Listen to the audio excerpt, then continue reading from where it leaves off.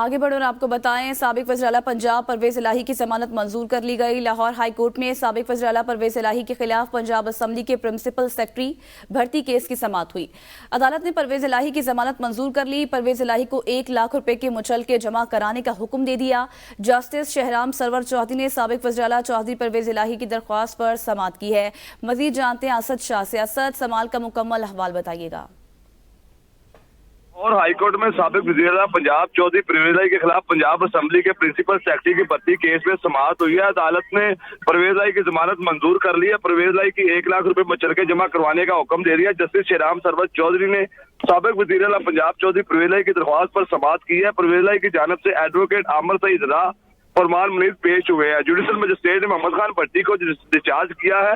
یہ موقف اختیار کیا گیا اور دلائل دیے گئے۔ پرویز الہی کے وزیر اعلیٰ بننے سے پہلے ہی پرنسپل سیکرٹری کا نوٹیفیکیشن ہو چکا تھا۔ وزیر اعلیٰ کے پرنسپل کا نوٹیفیکیشن چیف سیکرٹری پنجاب نے جاری کیا ہے۔ اس مقدمے میں چیف سیکرٹری کو فریق نہیں بنایا گیا۔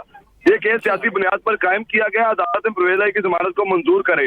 عدالت نے دلائل سننے کے بعد چودھری پرویز الہی کو 1 لاکھ روپے مچلکے جمع کروانے کے بعد مقدمے سے رہائی کا حکم دے دیا۔ جی صحیح، بہت شکریہ اسد شاہ۔